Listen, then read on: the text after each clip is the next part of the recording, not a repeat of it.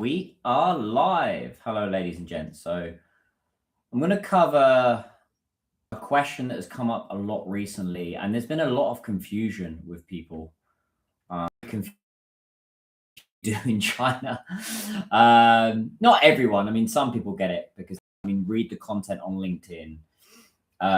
Obviously, read it on Red Note or Douyin or the Chinese TikTok or Xiaohongshu or WeChat, then it's you might be a little bit confused. So I want to talk about what I do in China and how anyone can make money in China right now, whether you're Chinese, foreigner, wherever you're from. I think there's so much opportunity right now with what's happening around the world, and geopolitically, it's an interesting time to be here because I would say Chinese audiences and China generally is bullish, right? They're very into what's happening. And before I get into this, I really want to explain who I am and what I actually do, because some people get confused with, they just say, oh, you're an influencer, you're a content creator, 你是网红. I'm like, no, that's like 5% of what I do. 5% 的生意是我是网红. Okay. So, and it's actually how I created the business. The business kind of was born out of my life in China, but also content creation. So I always say this is a Chinese social media face. And I don't mean that as a bad thing. I just mean like when I try and do Instagram or TikTok, my channels just don't blow up. But when I post a video in China, it can get hundreds of thousands, even millions of views. So I get this question a lot, like, what do you actually do? And I get this face from people like this, kind of confused face. So I really want to just set the record straight today. And also for anyone out there watching this, if I can do this, then you can do this, because I think there's so much opportunity in China for anyone out there. I'll try and answer some questions at the end. So just bear with me, guys. I know live streams are supposed to be interactive, but I actually wrote a script for this. So I really want to talk about what I do, because most of you probably found me through content, right? Through content in China or LinkedIn or wherever. The videos, the live streams, LinkedIn posts. Expo floors. I go to a lot of expos here in China. I probably go to an expo every 2 to 3 weeks here. And of course, the Shanghai streets. I'm based in Shanghai. And that's great. I'm really, really grateful for you guys all these years. I've been doing content creation for 6 years now, so it's a long time. But I want to be really upfront with something to you all, because some people get confused. Some people say, are you an English teacher? I haven't taught English in 10 years. Okay, so I've taught more strategy and business speaking English, but actually I'm not an English teacher. I applaud anyone that is an English teacher out there. It's a hell of a job. You've got to have a lot of patience. It's not very well paid. You don't meet millionaire English teachers. So I've never met a millionaire English teacher. Even the guys that are, the headmasters and the top teachers in schools in China, they're not millionaires. Essentially, to put it in really rudimental terms, I'm a 5-10% content creator. So I make videos and then sometimes I get paid for it. Very rarely nowadays. That business is kind of going down. There's so many people up. When I started 6 years ago, there wasn't as many influencers. Now everyone's an influencer, quote unquote. 95% of what I do, so 5% is the content creation, 95% is I have my own business. So I'm a China consultant. I know exactly how to grow companies in China, particularly international companies in China, and particularly B2B companies in China. I know how to grow them, make them money, get them sales.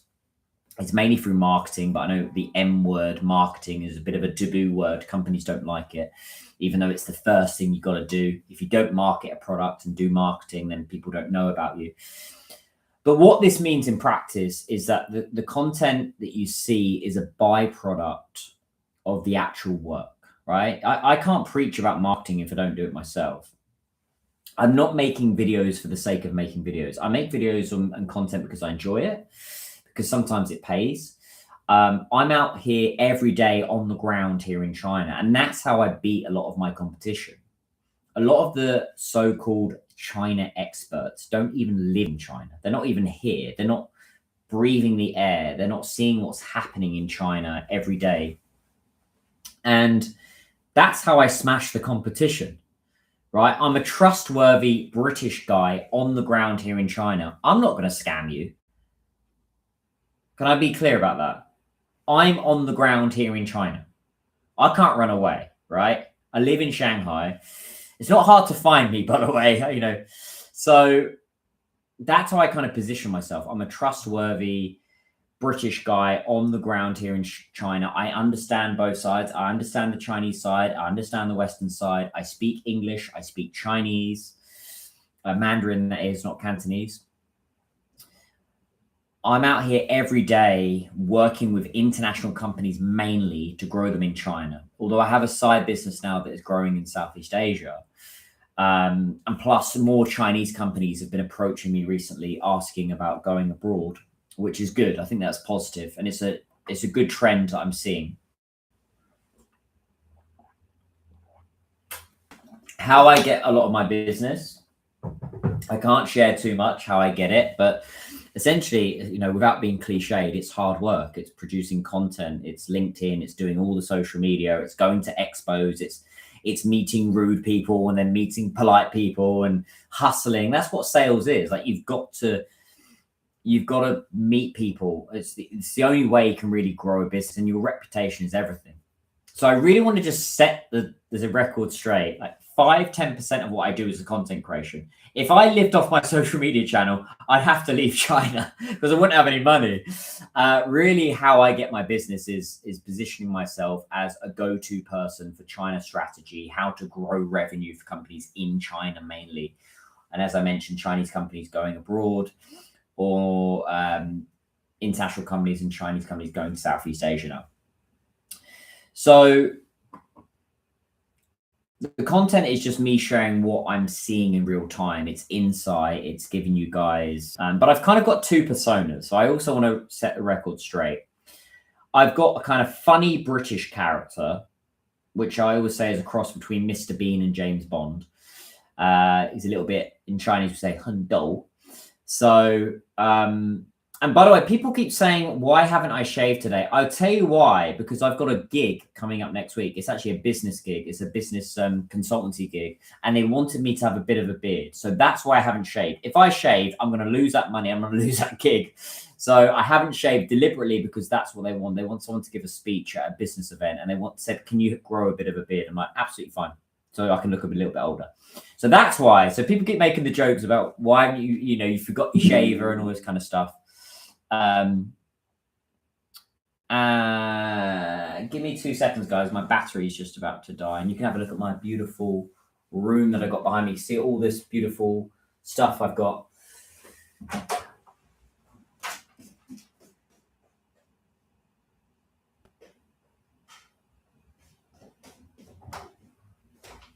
See, this is real time. There's no AI happening here. There's also my naivete for not bringing my charger. Okay, cool. We're back. So, as I mentioned, I've been in Shanghai. I live here. I've been here for over 10 years. I'm bilingual, so I speak English and Mandarin.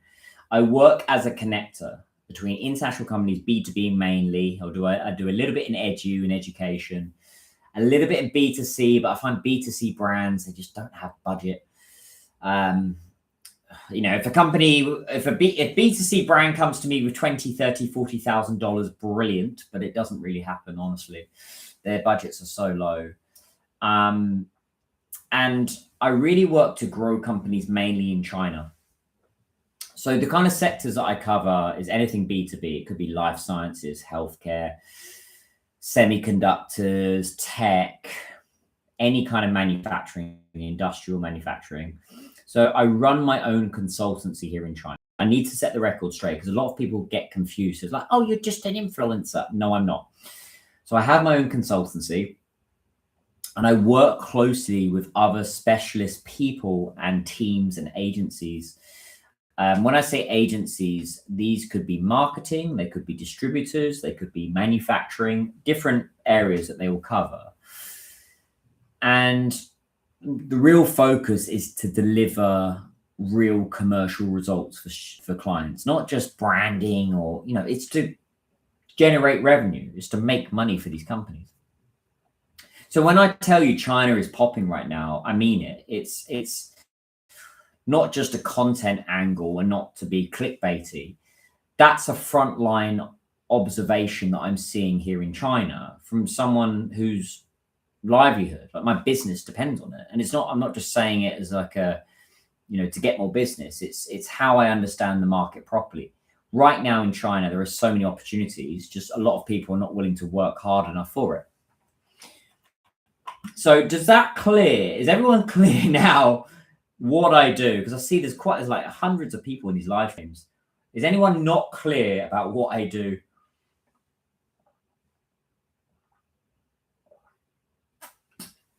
What do I see is a lot of business opportunities a bridge between China and overseas. So that's a good question. I'm going to go through this actually.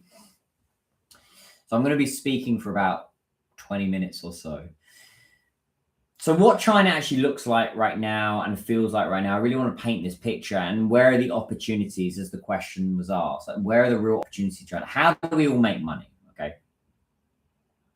Because right now in Shanghai, it's April 2026. April is always a fantastic month to come to China. So is May. The weather's good. Around June, July, that's when it starts to get very muggy, very hot.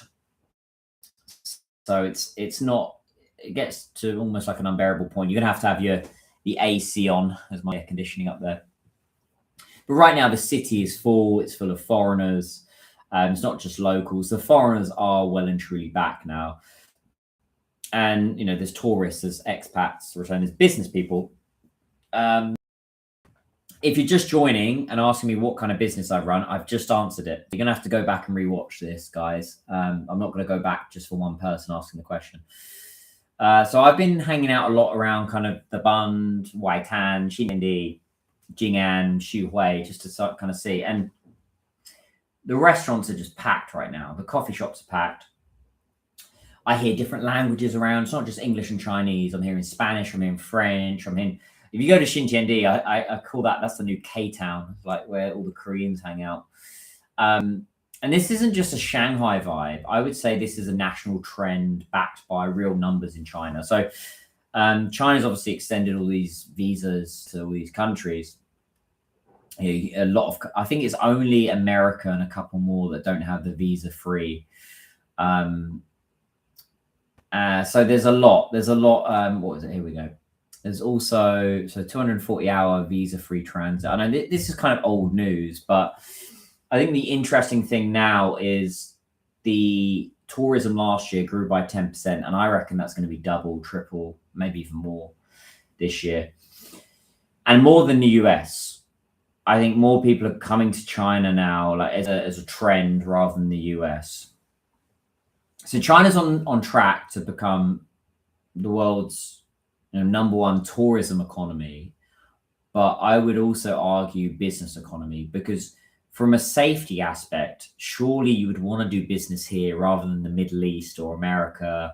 As much as I love my American friends, and I know a lot of European businesses have been affected by what's happened, it's like you're going to have to pivot, right? You're going to have to look at what's happening in China, because if you don't, then you're going to be conservative and just stuck in your countries doing nothing. And this is a big thing I find with some British companies is if we're comparing British and German, Italian companies, like Germans, Italians, French, Belgians, they're more bullish on China. They move quickly. And one would argue, oh, they've got bigger budgets. Well, make the budget, like find the money, right?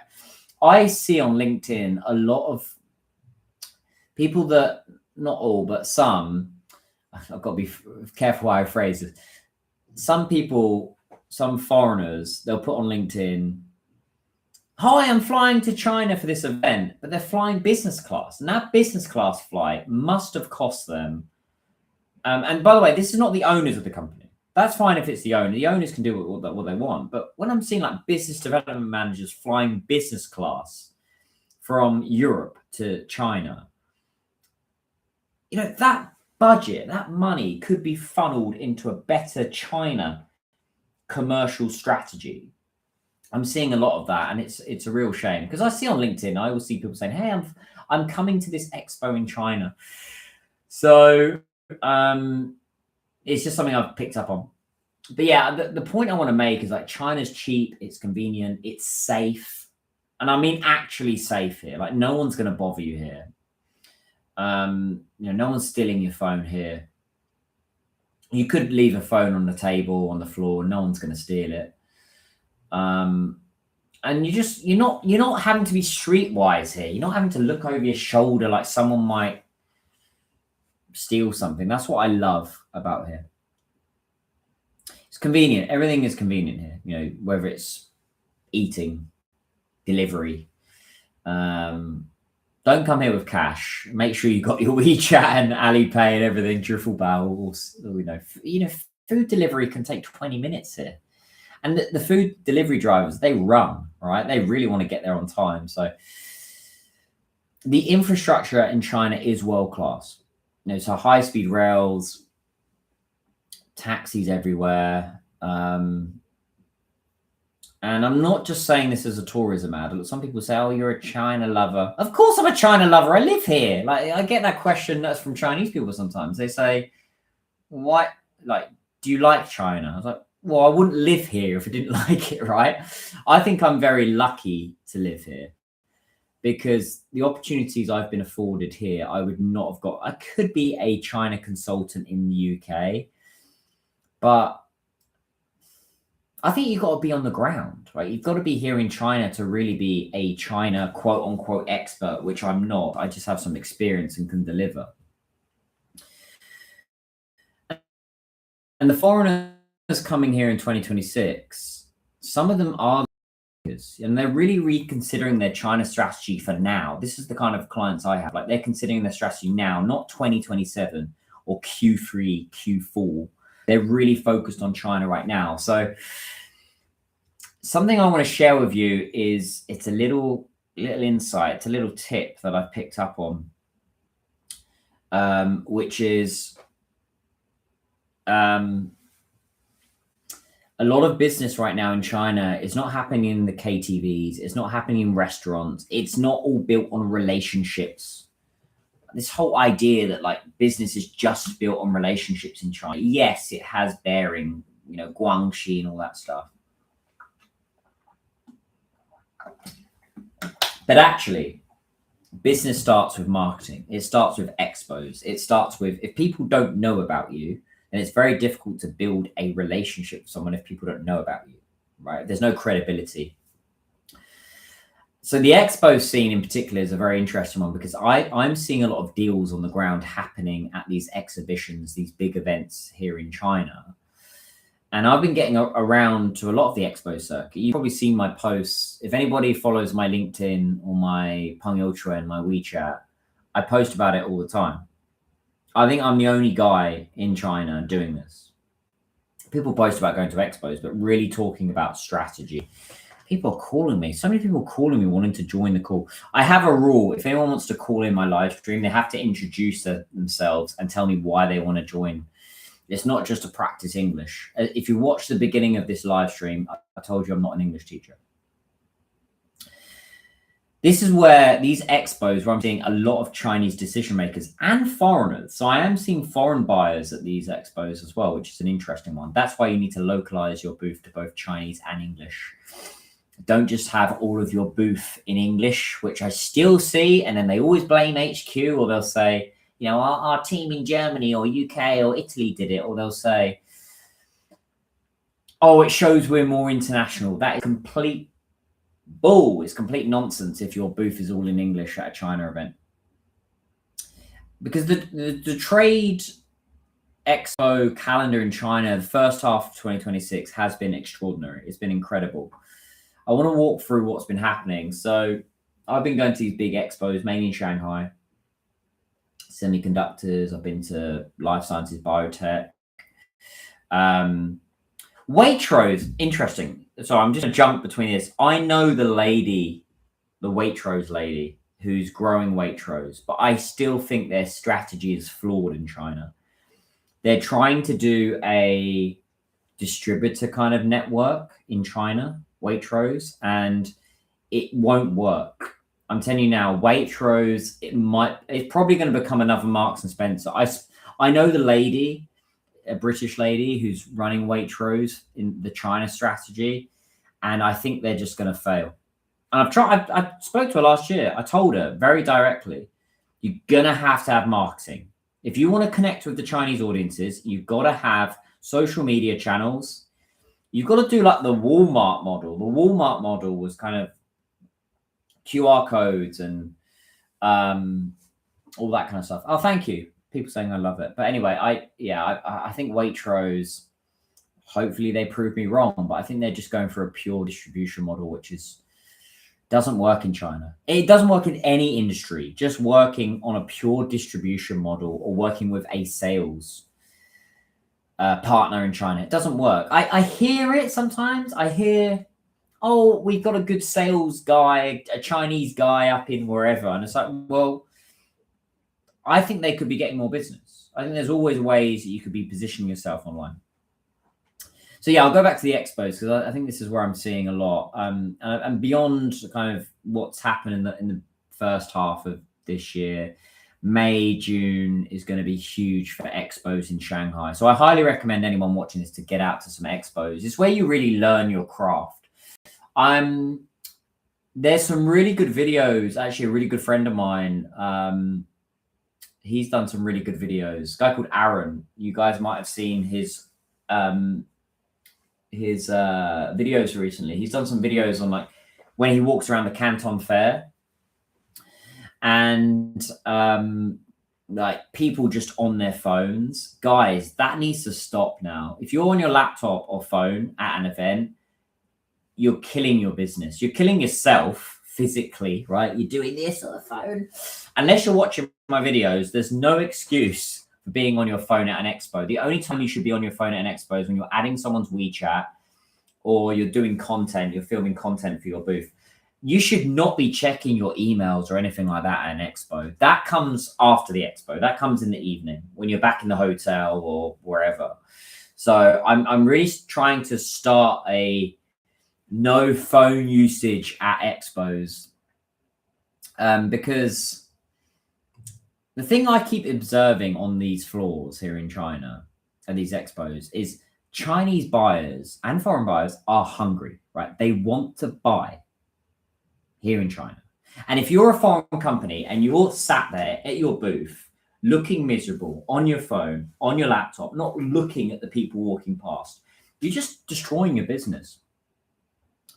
Because I'm seeing Chinese B2B buyers on the ground here in China that are genuinely hungry for international technology, for international expertise, not copying, but international partnerships to buy products and services. Sometimes foreign companies have got this distrust with China that they're just going to copy my product or service. If your product is so unique, it won't be copied. Like I always talk about the in Northampton, where I'm from Beiham. We make shoes there. Like we make really nice quality shoes. So if you've seen Kingsman or James Bond, King Charles wears those shoes, like really, or the Suits or Succession, the TV show, those nice dress shoes men and women wear, they are from my hometown. Now, copy that because it's handmade. You could try to copy it, but it's never going to be the same. It's not going to be the same as that. And that's probably what the kind of thinking Nike has with China. So I think when foreign companies have this idea that like, the Chinese copy everything, I think it's very ignorant and naive because particularly with say something like medical equipment or some sort of life sciences or medical device, if people copy that, people die. Right? So that is a very unique kind of way of looking at it is if you've got medical equipment in particular, the Chinese are not going to copy that. They can try, but that's what you lean into. It's like lean into your credibility, lean into the quality of the product, lean into where you're from. If it's German engineering or Italian quality or British prestige, whatever it is. In sectors where international companies have the real edge, I would say, is precision equipment, it's advanced materials, it's clinical data, it's regulatory track record software. This is where international companies can beat the Chinese, but they don't seem to pick up on that. So there is an appetite and real budget here in China from buyers. And this is significant, but the companies that are capitalizing on this are not the ones that are just turning up cold. They're the ones who actually did the groundwork. They did the pre-marketing 2-3 months before the expo. They're advertising on WeChat, through their Chinese website, Baidu, Bing. By the way, little tip, bit of information that people don't know about that's just happened in China is Bing has just overtaken Baidu for SEO, for search. So for desktop, Bing is beating Baidu right now. Baidu is bigger on mobile, but Bing.com is bigger in China. Interesting, right, for desktop. So the companies that have a WeChat presence, and when I say WeChat presence, it's not just the messaging, it's the business part of WeChat. It's Weixin Gongdonghao, WeChat official account. It's WeCom, the WeChat CRM. It's WeChat channels, Weixin Shiping. For B2B, for B2C, Xiaohongshu, Douyin, fantastic. But for B2B, WeChat is king. It's the ones that did the outreach that are really trying to connect with Chinese buyers. And this is important for Chinese companies out there as well, because I see Chinese companies getting it wrong as well. And then it's the people at the expos that are not sat behind their booth, that are on their phones or on their laptops. It's the ones that are in front of the booth. The people that are in front of the booth and smiling and making eye contact. Hello, sir. Hello, madam. How can I help? And then qualifying the people, and also getting rid of time wasters in a polite way. You get a lot of these ayi and these shushus, these uncles and aunties and students. You don't want those guys in the booth unless they're, a student might be looking for a job or something. But this is so crucial in China, and a lot of companies miss it. Not just the international companies, it's the Chinese companies as well. So how are people actually making money in China right now? This is the big one. Okay, guys. And how am I making money?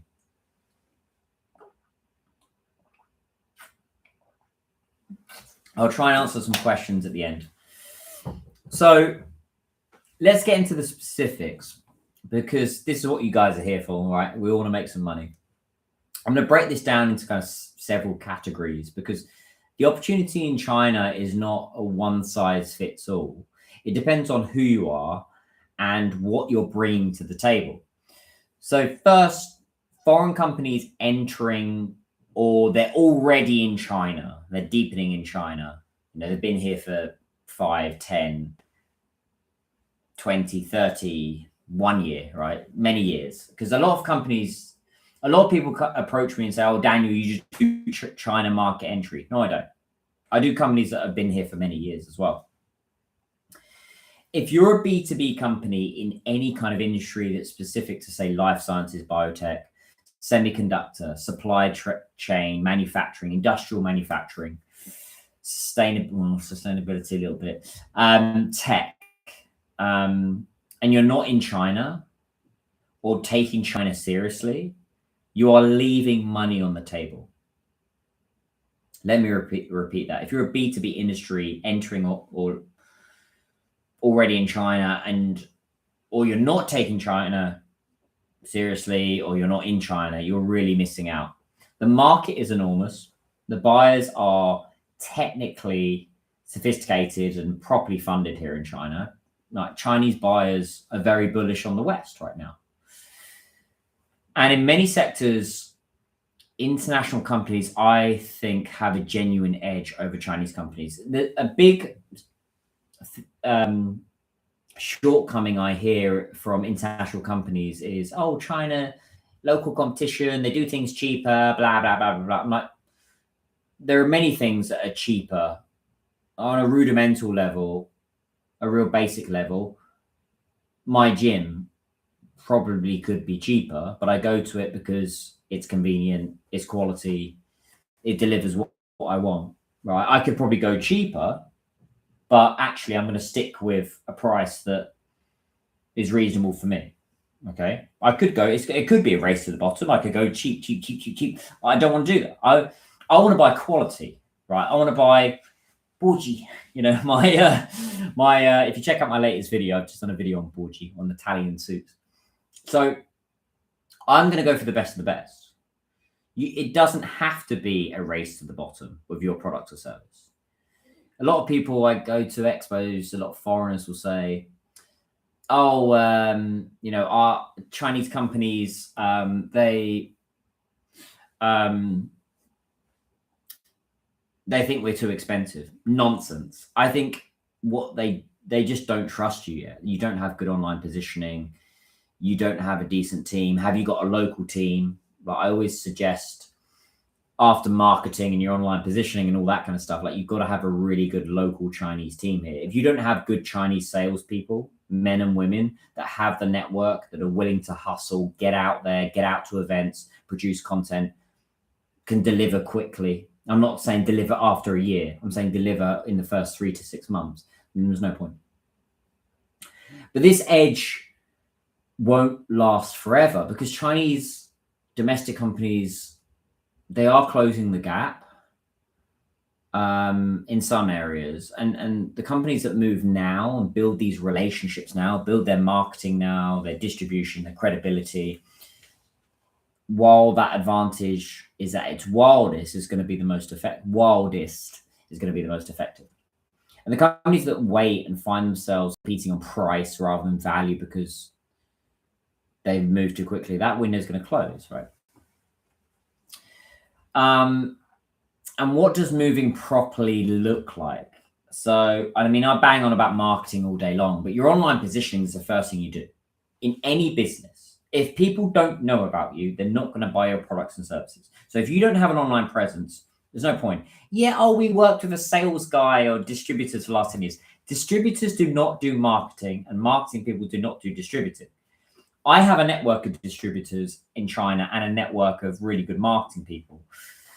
I don't deliver all this stuff. I just kind of put the deals together. That's what I'm very good at. I'm good at finding companies with pain that need solutions and they've got a budget and then executing on that. That's what I'm very good at. I can't run a Weixin Gongdonghao WeChat official account. I've got good Chinese teams to do that. But your marketing is the first thing you always do. It's the first thing. Forget getting a distributor, forget getting an office, forget getting a salesperson on the ground. Exhibiting at an expo could be the first thing you do to understand the market, but don't exhibit at an expo in China and then if it doesn't go well, which you probably won't, blame the market. You never blame the Chinese market. You blame your strategy. Your strategy was probably wrong. So online positioning, what does that look like? It's always WeChat, like WeChat ecosystem. So WeChat official account, Weixin Gongdonghao. It's also Chinese website. And that actually speaks, when I'm talking about these online, it has to speak to the Chinese professional audience, right? It has to not just speak Mandarin, but it has to actually speak the language of your buyer. It's Baidu and Bing SEO. So to see, so you exist when someone's searching for you. A local representative, a salesperson, that comes later, I would say. That comes after kind of once you have a decent digital footing, because you need that local representative or specialist partner to qualify the leads that will come through. And someone that can navigate the market for you. You know, like if a Chinese company was going to go abroad, you wouldn't do it with a load of Chinese people. You wouldn't get a load of Chinese people running around the UK. You would work with people like me, like really solid Brits that understand the market. Same in China. I can't do everything that I do without a really solid Chinese team. You need local representation for language, for face. You know, I'm sure there's deals that wouldn't get over the line if I'm there, but if I'm there with a Chinese person, then it's obviously going to move.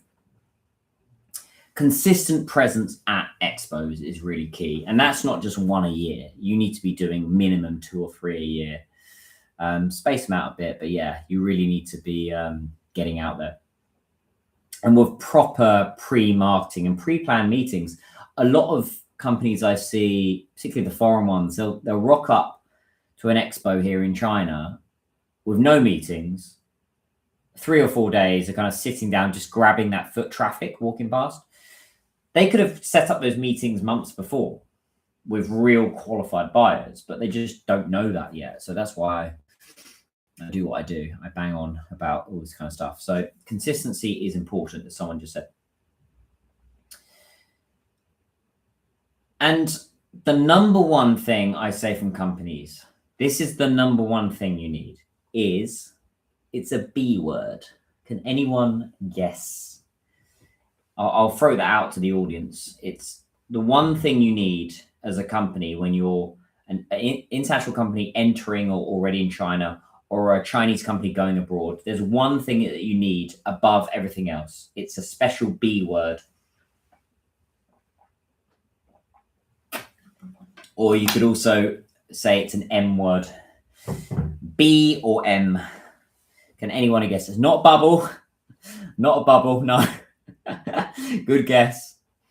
A special B word. Begins with B, ends with T. There we go. Someone said it. Budget. You must have money to do this stuff. You can't do stuff.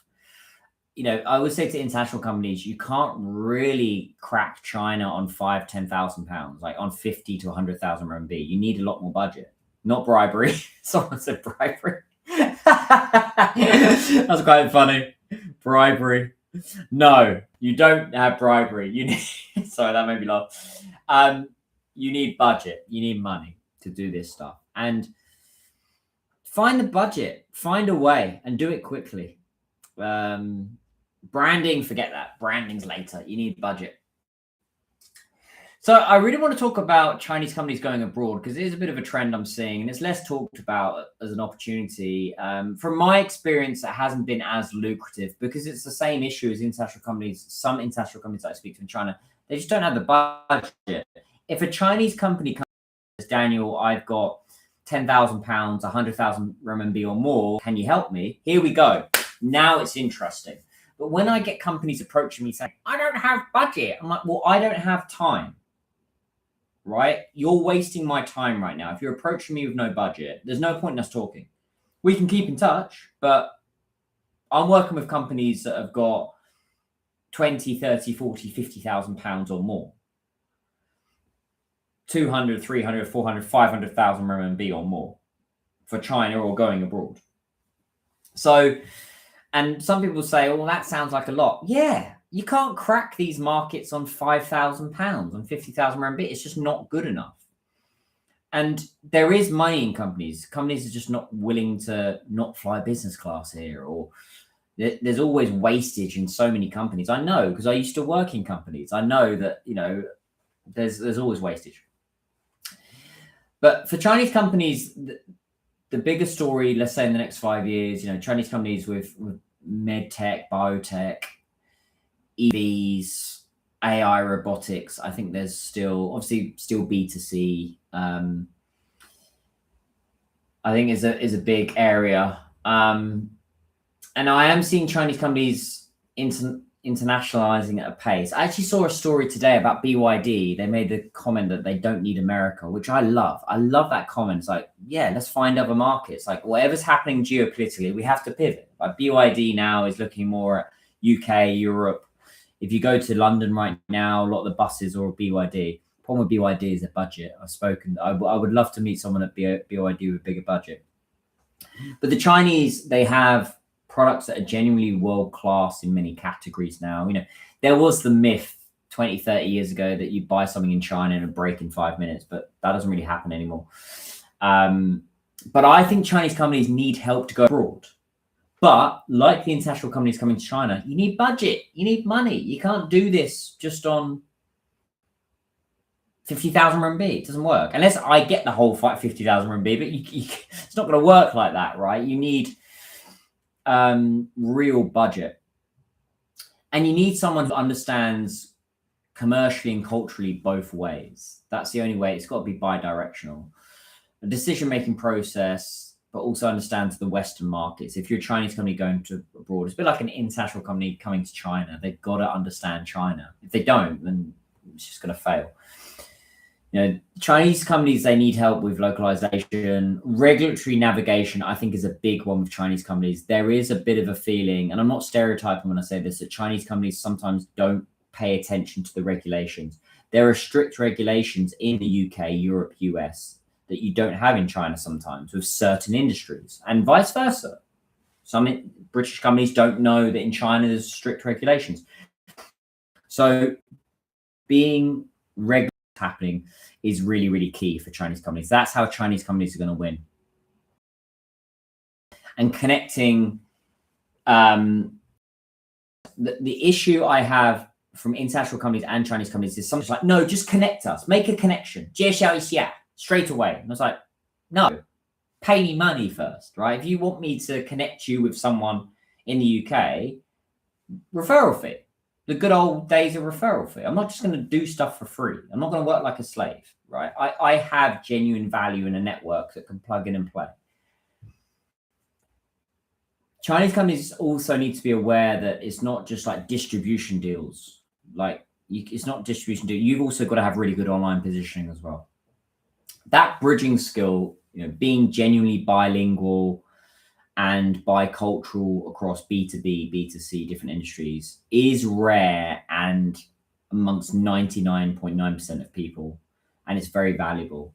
And the demand for it is growing fast. I think that is an industry, if you're able to connect, that's how you're going to kind of beat AI. Because AI can't do what I do when I go around an expo and I build this network of people. It can do research and stuff, but until we've got a robot walking around with me, I don't see that really happening. So being a solo entrepreneur or connector, consultant like myself, and operating in or with China, that's a big area that is a big opportunity for people out there. Freelancer has a bit of I never call myself freelancer because I'm not. I actually have my own registered business. But being a freelancer does smell a bit like I'm just teaching English online, or I'm a digital nomad. I think it is a bit of a taboo word. I wouldn't use that word as I would use the word that I'm a consultant, which is true with me. But sometimes I meet people and they're like, I'm a freelancer. I'm like, so that means that you work 2 hours a day and you don't deliver. Like, show me what you can deliver. Most freelancers, when you actually say to them, what can you deliver? They're very coy. They'll be whereas I can produce results and case studies straight away to people. So I will pay you £10,000 in cash to help me promote. Okay, brilliant. Message me directly if you've got that kind of money. I don't just, by the way, take the money up front. I like to get requirements first. I do a bit of qualifying myself. So that's my best advice to anyone out there. If you want to work with someone like me, give me a one-pager. I always say this, give me a one-pager with who you are, your company, your goals, your requirements. What does success look like in a year's time? What do you already have in that market? What are the resources that you have? What's your budget? And are you talking to anyone else? Because if you're talking to anyone else on this, I don't want to compete with that. I'm the only guy for this with my team. Whether it's an international company coming to China or a Chinese company going abroad, great, you can shop around, blah, blah, blah. But I don't deal with companies that shop around. I deal with companies that recognize my value and then I work with them. So that's a big opportunity for people out there. If you've got value, you've got a network. I think your network is king. I always say this to my team. The 3 most valuable things you can have nowadays is a really good network that can plug in and play to different industries. AI, so you're able to prompt AI and get AI to do things to make work more efficient. And the third is EQ. If you're able to build relationships with people and actually connect with people on a one-to-one level, people buy from people first. And the key here is your positioning and your credibility. If people don't know about you, it's very difficult to do business. So that's a big area that I'm seeing. Physical businesses, I'm seeing that in hospitality. So there's, on the more kind of tangible end of the spectrum, the foreigners that are coming back, tourists arriving, the expat population is growing. I mean, there's always an interesting statistic. There's less than 10,000 British people that live in China, which I find that baffling. Most of those are probably English teachers, which is nothing wrong with that. But with all these, you're kind of an asset, whichever country you're from. If that's how many British people are here, imagine how many people there are from Morocco or from smaller countries. You have such a value from wherever you're from. So I'm seeing opportunities for more kind of Western style restaurants and bars and businesses generally in Shanghai and Beijing are doing quite well. That's what I've heard recently. So the hospitality business has gone up. Boutique hotels and guest houses, that's in second tier cities in China. And the consumer economy again is still, I'm not saying doing business in China is really easy. I'm saying it's easier than in the West. There's more opportunities here. It's challenging. You're still going to hustle. You're still going to have to work hard. You're still going to have to work with the right players. And you've got to have budget. You've got to have money to do this, guys. So I know I've covered many aspects right now, and I want to pull this together because China in 2026 is one of the most commercially alive markets on the planet. Life here is brilliant. I'm very lucky. I'm privileged to live here. Cheap, safe, convenient, buzzing. Foreigners are coming back in huge numbers. Expo calendar is stacked with opportunities. I'm seeing foreign companies more than last year entering already in China. I'm seeing American and Israeli companies. Who would have thought it? I think I know why the Israeli companies are here. I'll let you guys think about that for yourselves, why they're here. But the appetite from Chinese buyers for international, products, services, expertise, not just stealing, but it's real and it's funded. The Chinese have budget. The money is there for foreign companies who commit properly to this market. It's there for companies as well, expanding abroad. You just need that right bridge. It's probably me, right? It's probably going to be me. It's there for entrepreneurs. It's there for freelancers. It's there for the hospitality business, B2B in particular. And whoever positions themselves correctly is going to win here and abroad. The thing standing between most companies and that opportunity, it's not the market. So foreign companies should not be blaming the Chinese market. They should be blaming their strategy. It's the decision that's wrong. The budget conversation never quite happens. And that's the first thing you need to think about. Like, how much money do I actually have for this? That's really key. It's like when I always use the gym analogy. Like when I go to a gym, if I'm joining a new gym, I think about, okay, how much money do I have each month to pay for this? Because this is going to be an investment and there's going to be pain, right? I'm going to be lifting weights, growing my muscles. And it's the same analogy to think about as a business. Like, how much are you going to be spending each month? But you've got to be upfront. It's not when you go to a gym, they tell you the price and then you negotiate. I don't work like that. It's like, tell me your budget, tell me how much you've got, and then we can work together. The strategy review that gets pushed, and a lot of companies make these decisions. Oh, let's do this in Q3, Q4, or 2027. Good luck. You're wasting your time, my time. Like, China moves now. Like, China is about speed. I would say like 中国速度. It's like China speed. It moves now. So let's wait and see what happens kind of thinking is pretty naive. It's almost stupid. And that turns into another year on the sidelines where China's moved 5 steps ahead. So don't be that kind of person and don't be that kind of company. So guys, come and find me on LinkedIn or WeChat or wherever. Message me directly if this is a conversation you want to have. Obviously, go back and rewatch this. I highly suggest to go back and rewatch this if you missed anything. Drop your comments, questions right now if anybody's got any. And I'll try and answer some. I'll be around for another 5-10 minutes and I'll try and answer as many as I can. If you found this useful as well, share it. Share it with some people. Send it to someone who needs to hear it. And thank you so much, guys. I also have my own fan groups on Xiaohongshu and WeChat. I'm going to speak Chinese now. 现在我会说中文.在小红书、和微信视频，我有自己的粉丝群。如果你们感兴趣加入我的粉丝群，你可以私信我，然后回你二维码。在我们的微信群，一般我发给你们消息，我的内容，我们可以讨论很多的话题。所以如果你感兴趣，你可以私信我。非常感谢你们的支持，我爱你们。I love you guys. Thank you so much for your support. We've got 200 people on WeChat. We've got another 50 people on Xiaohongshu. I've got a couple of people on TikTok, quite a few on YouTube, so I'm pretty happy. Anyway, guys, I'm going to answer if anybody's got any questions.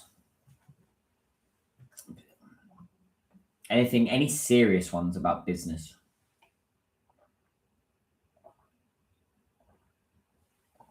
Just drinking my shui.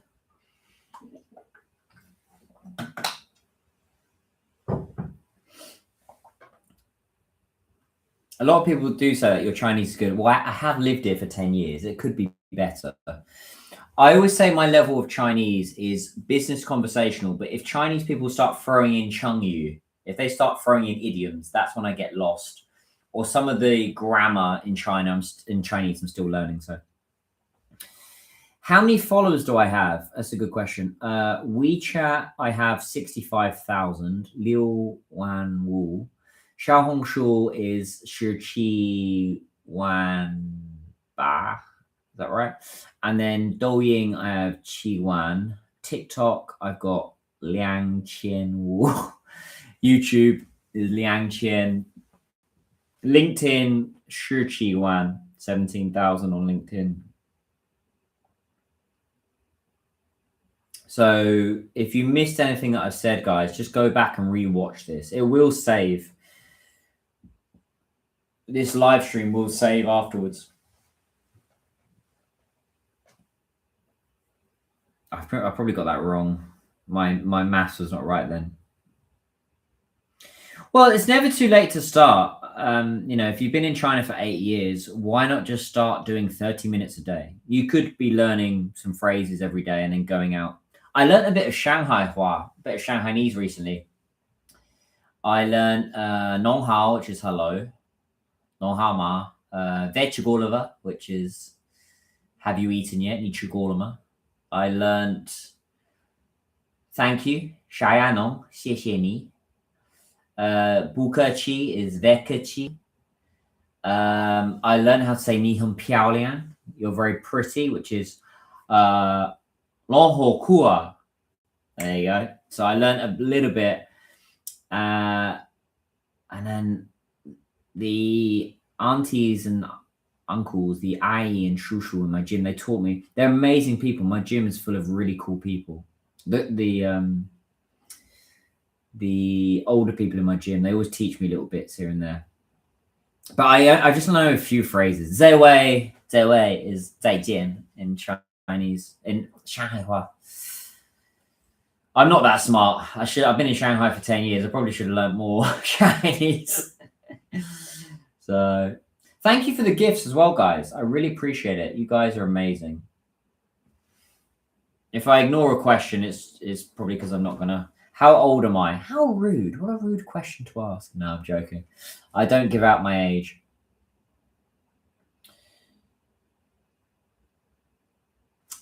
That's a good question. Is creating a niche medical product a good way to get into the Chinese market? I think so. If it's something that's never been created before and it actually has real human mankind benefit and it works, then yes.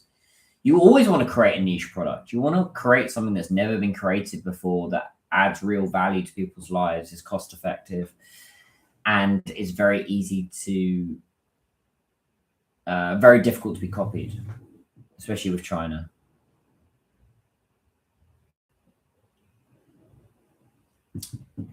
So good questions, guys. I'm going to, probably in a couple of minutes, 2 or 3 minutes, I'm going to stop this live stream. 19 years old. Yeah, I'll take that. I'm 19. Yeah, I like that. So if you want to discuss like partnership 如果你要讨论合作你可以私信我 But guys, my best advice, this is where Chinese companies let themselves down. They'll say, hi, I'll give you an example. They'll say, hi, my name is Wang. I have a factory in Guangdong. Let's do business. Like that is a terrible way to approach anyone.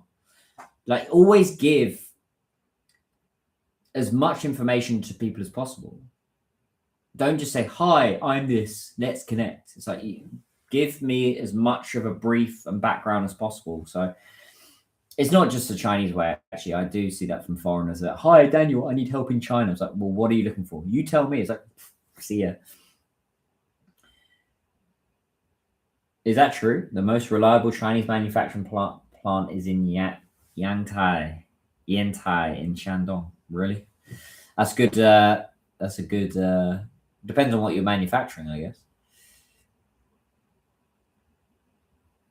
But to be clear, guys, I'm not an English teacher.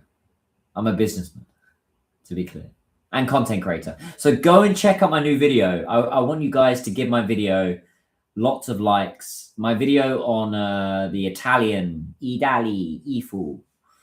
我今天晚上我发布新的视频，是意大利衣服的视频。点赞、转发、评论，在朋友圈发布。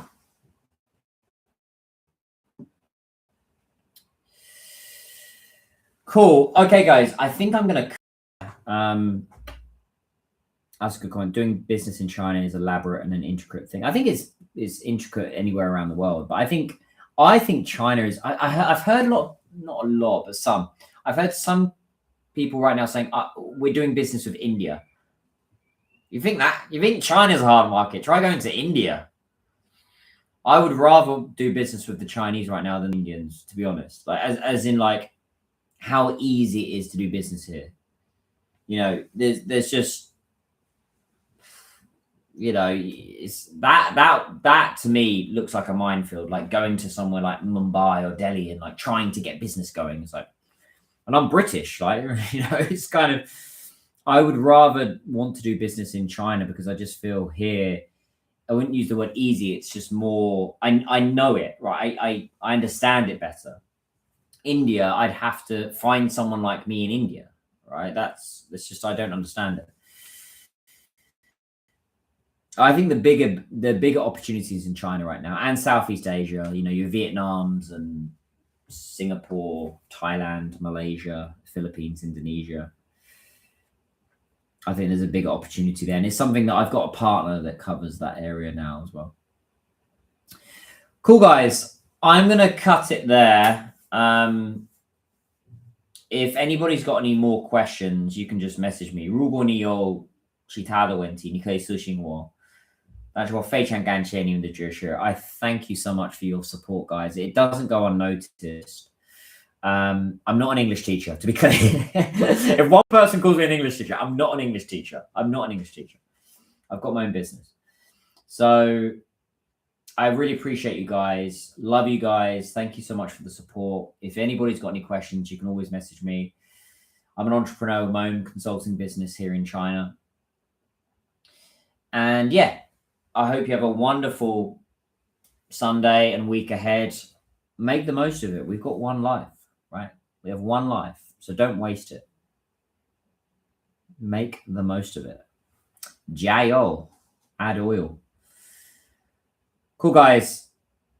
I know I'd make a good English teacher. The problem is you can't make money being an English teacher. You don't meet millionaire English teachers with properties on the bum, do you? So anyway, you can message me, and I hope you have a wonderful week ahead, guys. 再见, bye bye. Bye, guys. Bye bye. 再见. Bye bye.